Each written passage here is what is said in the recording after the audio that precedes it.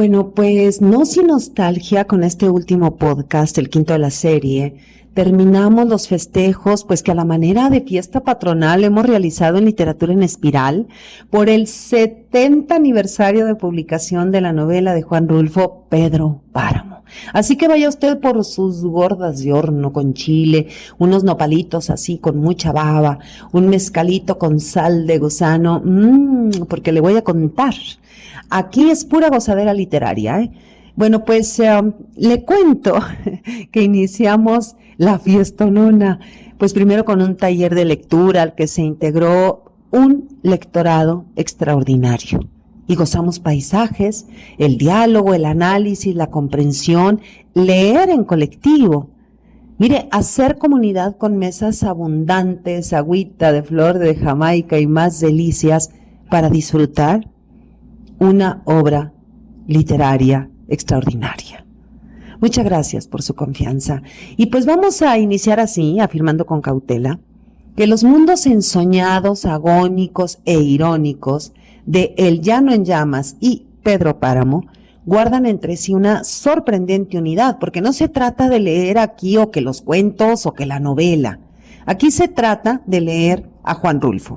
Y Juan Rulfo, pues ya lo sabemos, ¿no? Es el creador de Caminos imprevisibles que denuncia la violencia naturalizada que aniquila las posibilidades de la vida, los silencios y las sombras de sus obras trágicas y dolorosas, paradójicamente expresan una, firme defensa de la vida, claro, la vida sencilla y placentera, y pues más allá de los contenidos, así muy entrecomillado y muy engolado, y las formas en las que casi siempre los críticos nos centramos porque nos asombra la complejidad del estilo, pues más allá de eso están las reflexiones propiciadas en el lector o en la lectora.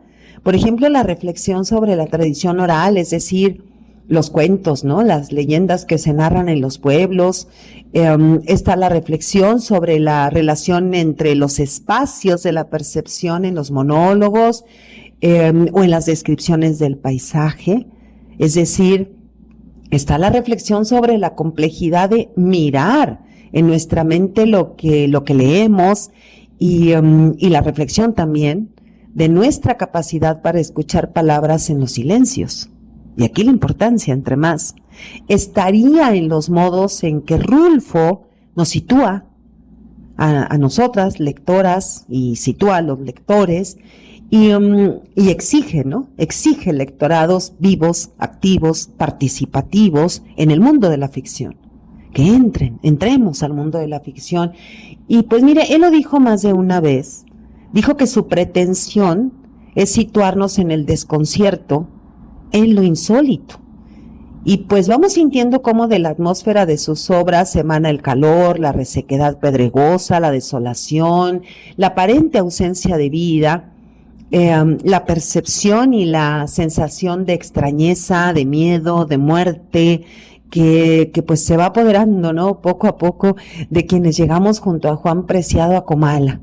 Y bueno, sería absurdo, ¿no? Pensar que podemos abarcar las temáticas de Pedro Páramo, porque es más que una novela sobre la narración, es más que una novela sobre la pérdida de las ilusiones o sobre la ideología revolucionario cristera o sobre la muerte o sobre los recuerdos y rencores. Es que Pedro Páramo es más, siempre es más cada vez que leemos esta novela de Juan Rulfo. La novela de Juan Rulfo. Incluso nos sucede que al terminar la novela nos preguntamos, ¿qué es exactamente lo que Rulfo me quiso decir? Y lo mismo nos sucede cuando leemos o vemos a Rulfo en entrevistas, porque parece que siempre nos quiere como despistar, incluso como que nos pone en tensión, ¿no? Con esa media sonrisa o media mueca, con esos silencios que hace entre las palabras, entre las frases, con esa cadencia suya, ¿no? Tan lenta y al mismo tiempo tan profunda, y nos da así como una ansiedad porque queremos desentrañar sus enigmas, sus personajes, su mundo, queremos conquistar y colonizar su novela con juicios definitivos y exclamar, ya lo entendí, pero no es cierto. Porque mire, a lo más que llegamos es a identificar sus enigmas. Y si descubrimos sus enigmas, no si los resolvemos. En un nivel distinto de la trama, pues lo que se devela es una imagen. A mis manos les costó trabajo zafarse de sus manos muertas. Mira nada más la imagen inicial. Ahora miremos la final. Se fue desmoronando como si fuera un montón de piedras. Pedro Páramo, piedra en el páramo. Y la narración la empieza, la inicia, ¿no? Comienza con un muerto que le va contando a otro muerto. Esto es un diálogo entre muertos en un pueblo muerto.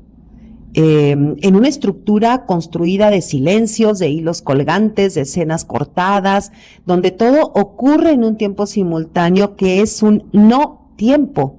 Es el no tiempo de la memoria. Y mire, ya de entrada parece que se anuncia el desmoronamiento de Pedro Páramo. Juan Preciado va en busca, fíjese cómo se va desmoronando todo, Entonces, entramos en la novela. Juan Preciado va en busca de su padre y casi de inmediato Abundio le informa que el tal Pedro Páramo está muerto y que él también es su hijo. Y luego, pues los hermosos recuerdos que de Comala tenía la madre, ¿no? Y que llevaba en su mente Juan Preciado, pues no coinciden con los de ese pueblo muerto que le está mirando ahí. Después a Juan le da hospedaje Dubiges en el cuarto de un muerto. Después Damiana le dice que Dubiges es un alma en pena o un ánima en pena y casi inmediatamente Damiana desaparece. Y luego la hermana incestuosa pues se desbarata como si se estuviera derritiendo en un charco de lodo. Dice Juan Preciado, bueno, tengo memoria de haber visto algo así como nubes espumosas haciendo remolinos sobre mi cabeza y luego enjuagarme con aquella espuma y perderme en su nublazón. Fue lo último que vi, dijo Juan Preciado, el supuesto hijo del hombre que se fue desmoronando como si fuera un montón de piedras. Pues el cacique que se fue acostumbrando a ver morir cada día, como él mismo dice, alguno de sus pedazos. A Pedro Páramo le asesinaron a Damiana, la mujer que lo cuidaba, se le murió Susana, el amor frustrado de su vida, le mataron a Fulgor, su terrateniente, a su hijo Miguel lo mató el caballo, asesinaron a su padre. El padre, la búsqueda y la pérdida del padre. Podría, ¿no? Podría parecer el tema, pero es más. Y esto que parece facilito, esto que acabo de decir, gravita entre, que no es nada facilito, por cierto, parece nada más, gravita pues entre lo real, lo imaginario y lo simbólico, o visto de otro modo, entre metido, ¿no? Ahí, entre, o sea, entre los intersticios de lo real social, lo imaginario colectivo, la ambivalencia simbólica, lo ambiguo, el péndulo, entre la carencia de sentido moral y la conveniencia de torcer deliberadamente o no el sentido de los valores éticos. Y bueno, y en la memoria, la perversión en la memoria, vemos, sentimos, en Pedro Páramo, la perversión de las ilusiones y del sentido de la vida y el amor. Mire, el día que el Tilcuate llegó a informar a su patrón que habían matado a Fulgor, ingresamos en la decadencia de Pedro Páramo. Él ya no está en su mundo de poder. Susana está agonizando y él se deja arrastrar hacia la melancolía. Pensaba más en Susana San Juan, metida siempre en su cuarto, durmiendo, y cuando no, como si durmiera. La noche anterior se la había pasado en pie, recostado en la pared, observando a través de la pálida luz de la veladora el cuerpo en movimiento de Susana, la cara sudorosa, las manos agitando las sábanas, estrujando la almohada hasta el desmorecimiento. Desde que la había traído a vivir aquí, no sabía de otras noches pasadas a su lado, sino de estas noches doloridas, de interminable inquietud, y se preguntaba hasta cuándo terminaría aquello. Aquí ya intervino el narrador. Esperaba que alguna vez nada puede durar tanto. No existe ningún recuerdo, por intenso que sea, que no se apague. Si al menos hubiera sabido qué era aquello que la maltrataba por dentro, que la hacía revolcarse en el desvelo como si la despedazaran hasta inutilizarla.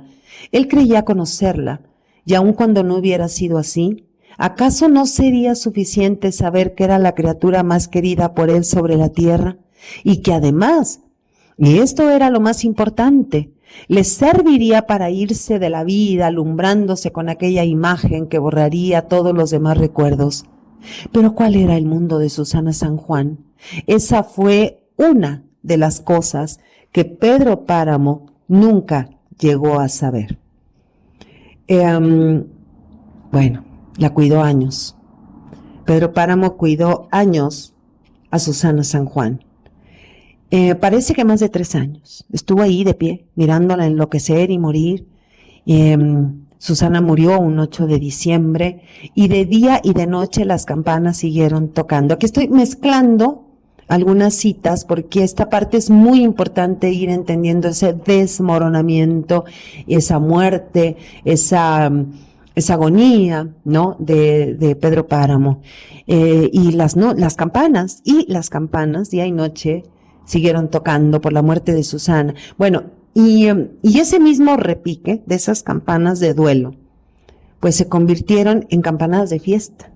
Y entonces vemos ahí el contraste entre el silencio y las sombras de la media luna, el que Pedro Páramo no hablara, no salía de su cuarto, y entonces él, lo sabemos, jura venganza, se cruza de brazos y deja que Comala se muera de hambre. Y es entonces que él empieza a morir, pero ya había ingresado, ¿no? En esa especie de muerte previa, de decaimiento, ¿no? De desmoronamiento, cuando llevó a Susana a San Juan a vivir a su casa. Y ahí se queda, ¿no? Comala empieza a morir de hambre y él empieza a morir, no dormía, solo está en espera de la muerte. Susana dijo, luego cerró los ojos, yo te pedí que regresaras. Y entonces había una luna grande, entra el narrador, pero acuérdense que aquí no hay indicios de nada. Había una luna grande en medio del mundo. Y luego entra otra vez Pedro Páramo.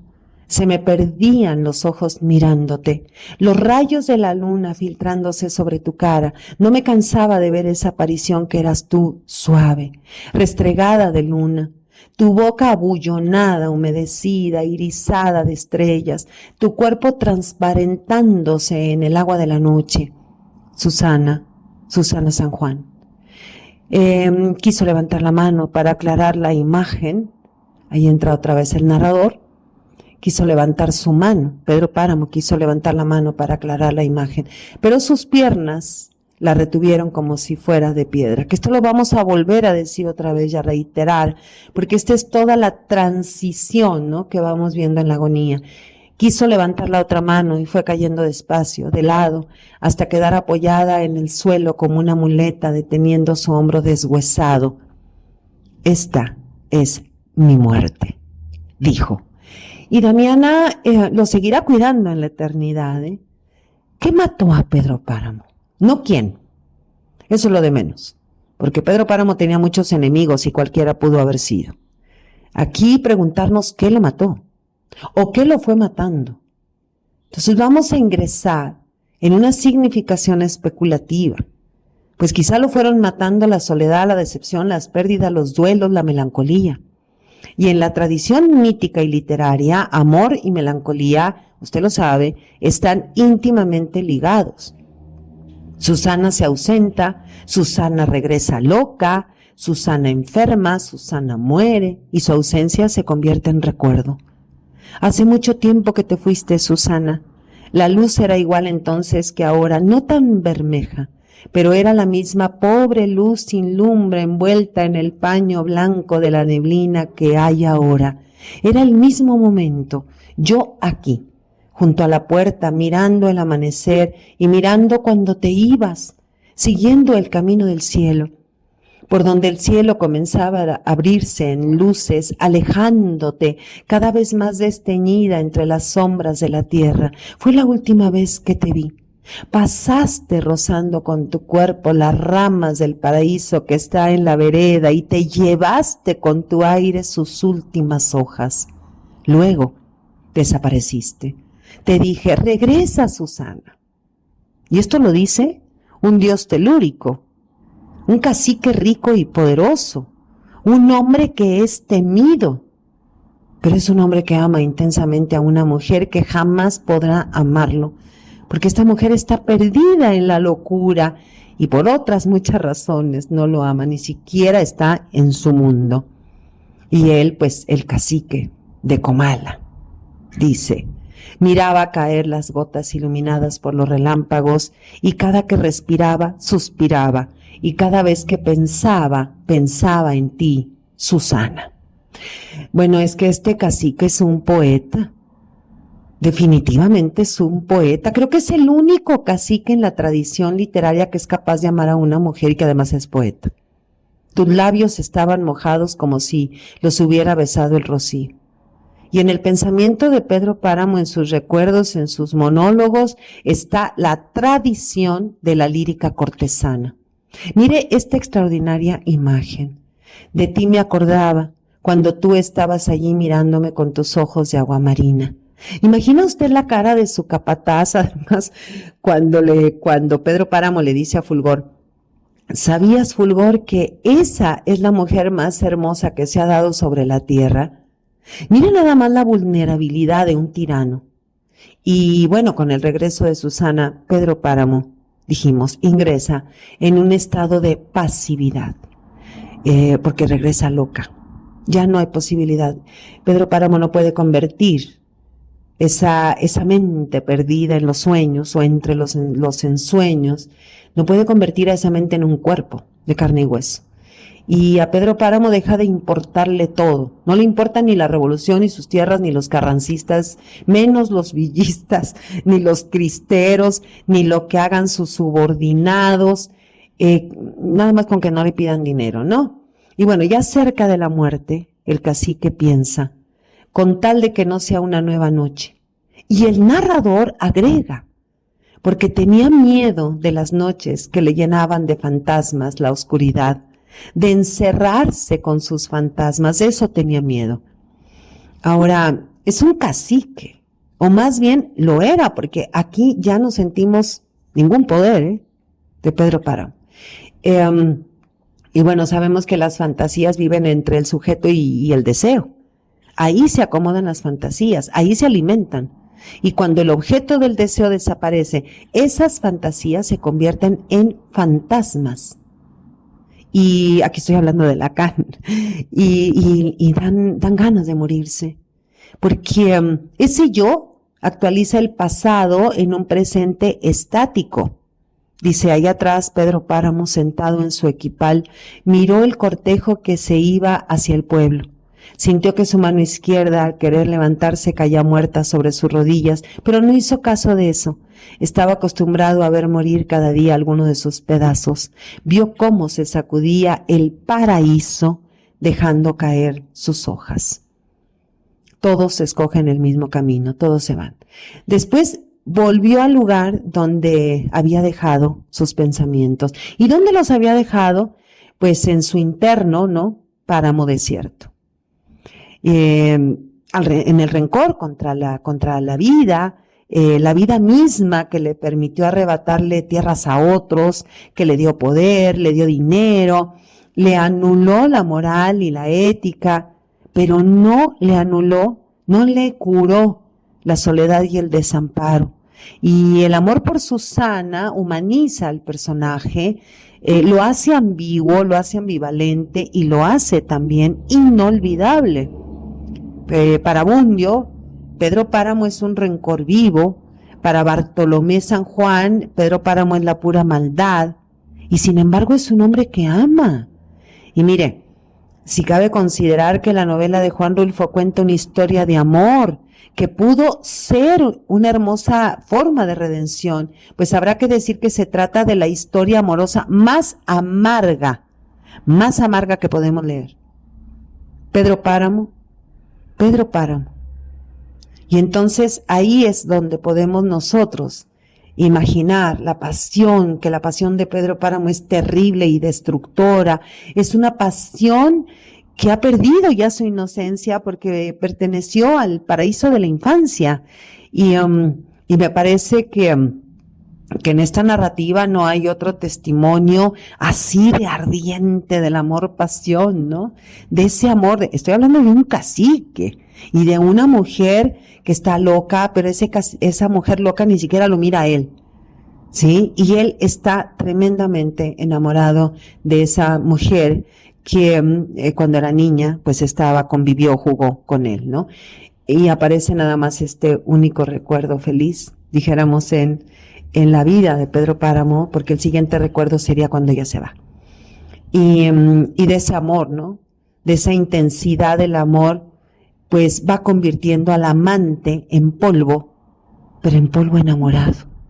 Fíjese cómo aquí en ese desmoronamiento, ¿no? Que hace que Pedro Páramo se convierte en piedra, nos acordamos de toda la tradición del barroco. Polvo enamorado. Porque ya hemos dicho que es perceptible la influencia del barroco en la novela de Juan Rulfo. Y en este sentido también vemos en Pedro Páramo pues una veta de amor feudal. Lo vemos como un señor feudal que desprecia a las mujeres, que las toma y las deja, pero que permanece fiel toda su vida a un amor jamás correspondido, un amor puro, místico, exaltado. Pero hay críticos que afirman contundentemente, pero que gente tan necia, que no hay ninguna veta de amor en la novela. Pues claro que la hay, aquí está en la novela. Y críticos que dicen, no, en el mundo de Pedro Páramo solamente está el odio, el rencor, la venganza. Claro, también está eso. Y sin embargo es en el mundo de los muertos, y por los muertos que nos enteramos de la intensidad amorosa de Pedro Páramo. Y bueno, es un amor, como diría María Reiner Rilke, que no tiene necesidad de respuesta, un amor que no tiene necesidad de respuesta, porque el amor mismo, contiene el reclamo y la respuesta. Es un amor que se otorga a sí mismo. Aquí estoy parafraseando a María Reiner Rilke. Quizá también lo que mató a Susana, o lo que enfermó a Susana, sea la melancolía del amor, pero no por Pedro Páramo, sino por Florencio. Florencio se le murió, y ella se fue muriendo con la ausencia de Florencio. Ella ama a Florencio hasta en la muerte, y Pedro Páramo la ama a muerte. El día que te fuiste entendí que no te volvería a ver. Ibas teñida de rojo por el sol de la tarde, por el crepúsculo ensangrentado del cielo. Sonreías, dejabas atrás un pueblo del que muchas veces me dijiste, lo quiero por ti, pero lo odio por todo lo demás, hasta por haber nacido en él. Pensé, no regresará jamás, no volverá nunca. Muchos años después Susana regresa y Pedro Páramo dirá, llegué a creer que la había perdido para siempre, pero ahora no tengo ganas de volverla a perder, pero la pierde al recuperarla, la pierde. Susana regresa porque es perdida en sí misma, por eso no es que la pierda Pedro Páramo, sino que ella está perdida en sí misma, es decir, que la pierde 3 veces, cuando ella se va, cuando regresa enferma y cuando Susana muere. Es que en realidad Susana nunca pensó en él más allá de la niñez, por eso decimos, eso de perderla pues es muy relativo. Susana es una fantasía que Pedro Páramo extrae de la niñez. Esperé 30 años a que regresara Susana. Esperé a tenerlo todo. No solamente algo, sino todo lo que se pudiera conseguir de modo que no nos quedara ningún deseo, solo el tuyo, el deseo de ti. Imagínense pensar que un hombre se convierte en un cacique, que un hombre hace todo lo que hace, el abuso de poder, los asesinatos, adueñarse de las tierras, por una mujer, por Susana San Juan. Es que, ¿cómo podríamos interpretar esto? Esperé a tenerlo todo, no solamente algo, sino todo lo que se pudiera conseguir de modo que no nos quedara ningún deseo, solo el tuyo, el deseo de ti. Es que es admirable cómo Rulfo sensibiliza al cacique. Sentí que se abría el cielo, tuve ánimos de correr hacia ti, de rodearte de alegría, de llorar, y lloré, Susana, cuando supe que al fin regresarías. Pero pues Susana regresó dormida, decíamos. Mientras Susana San Juan se revolvía inquieta de pie junto a la puerta, Pedro Páramo la miraba y contaba los segundos de aquel nuevo sueño que ya duraba mucho. Y la situación se intensifica de sobremanera, pues ya que Susana se convulsiona desnuda en el lecho ante los ojos de Pedro Páramo, y él piensa que se retuerce de dolor, se compadece, se acerca y le dice al oído, Susana, y vuelve a repetir, Susana, pero ella no lo escucha ni lo reconoce. Y como si fuera para poner a prueba el amor de Pedro Páramo, Susana habla y dice, hemos pasado un rato muy feliz, Florencio. ¿Se imagina? O sea que parece que las convulsiones no eran de dolor, sino de placer erótico en el delirio de la locura. Un orgasmo con Florencio. Pero a Pedro Páramo está desesperado porque eso ni lo toma en cuenta, haga de cuenta como que se hizo el sordo. Él está desesperado por entender y ante esto pues la acotación del narrador es aplastante. Pero ¿cuál era el mundo de Susana San Juan? Esa fue una de las cosas que Pedro Páramo nunca llegó a saber. Pedro Páramo bien podría haber dicho lo que dijo Rilke. Ay, en mis brazos lo he perdido todo y solo tú naces siempre de nuevo. Te conservo porque nunca te he tenido. Bueno, Rulfo dijo en entrevista, Susana San Juan simboliza el ideal que tiene todo hombre de esa mujer que piensa encontrar alguna vez en su vida. Y en otra entrevista, Rulfo declaró que Susana San Juan siempre fue el personaje central, una mujer que no era de este mundo. Y cuando Susana San Juan muere, una mujer del pueblo dice, buen castigo ha de haber soportado Pedro Páramo casándose con esa mujer. Muchos años después, ya muerto Juan Preciado, escucha que Susana San Juan, que está enterrada en una tumba cercana, se queja. Entonces Juan Preciado le dice a Dorotea, se queja y nada más, tal vez Pedro Páramo la hizo sufrir. Y Dorotea le contesta, no creas, él la quería. Estoy por decir que nunca quiso a ninguna mujer como a esa. Ya se la entregaron sufrida y quizá loca. Tan la quiso que se pasó el resto de sus años aplastado en un equipal, mirando el camino por donde se la habían llevado al Camposanto, le perdió interés a todo, desalojó sus tierras y mandó quemar los enseres. Unos dicen que porque ya estaba cansado, otros que porque le agarró la desilusión. Lo cierto es que echó fuera a la gente y se sentó en su equipal cara al camino. Desde entonces la tierra se quedó baldía y como en ruinas. Solo Dorotea, la muerta que yace en los brazos de Juan Preciado, es capaz de entender esa veta de historia de amor dentro de la obra y quizá la causa de la muerte de Pedro Páramo. Si a Juan Preciado lo mataron los murmullos, a Pedro Páramo quizá la desilusión. Y Comala y la Media Luna se convirtieron en una tierra baldía, dice Dorotea, y todo por las ideas de don Pedro, por sus pleitos de alma, nada más porque se le murió su mujer, la tal Susanita. Ya te has de imaginar si la quería. Pues no podemos negar que el amor, la frustración, la melancolía convierte al cacique Pedro Páramo en un poeta, en sus recuerdos y rememoraciones de Susana San Juan, porque a lo largo de la novela, como si fuera un esqueleto que la sostiene, aparecen los fragmentos líricos, poéticos que evocan el recuerdo de Susana. ¿O a poco cree usted que es casual que los pasajes más memorables, más poéticos de la novela de Rulfo pertenezcan al maldito cacique que al mismo tiempo es un rencor vivo y la pura maldad? Nada, nadita hay de casual en la literatura. A ver, identifiquemos algunos recursos de las bellísimas imágenes expresadas por el cacique Pedro Páramo. Bellísimas expresadas por un cacique. Imágenes bellísimas. Por ejemplo, en comparación, ¿no? La comparación, la técnica de la comparación, la figura el recurso de la comparación. Tus labios estaban mojados como si los hubiera mojado el rocío. O la metáfora, de ti me acordaba cuando tú estabas allí mirándome con tus ojos de agua marina. La prosopopeya, el aire nos hacía reír, juntaba la mirada de nuestros ojos, la aliteración, Susana, Susana, Susana, San Juan. Y aquí hay un tono de vocación, si nos fijamos y lo sentimos y lo miramos, hay un tono de vocación, de invocación, de imploración por lo inevitablemente perdido o nunca tenido, desde siempre y para siempre. A ver, gocemos esta imagen expresionista. Había una luna grande en medio del mundo, se me perdían los ojos mirándote, los rayos de la luna filtrándose sobre tu cara. No me cansaba de ver esa aparición que eras tú, suave, restregada de luna, tu boca bullonada, humedecida, irisada de estrellas, tu cuerpo transparentándose en el agua de la noche. Susana, Susana San Juan.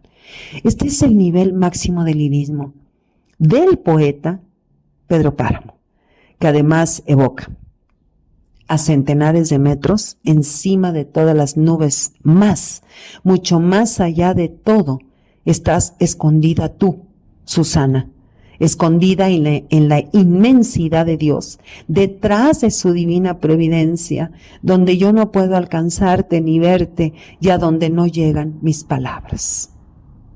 A 70 años de la primera edición, Pedro Páramo, la novela cumbre del arte narrativo mexicano, Pedro Páramo es inextinguible, es llama viva en las letras universales. Soy Margarita Díaz de León, Literatura en Espiral.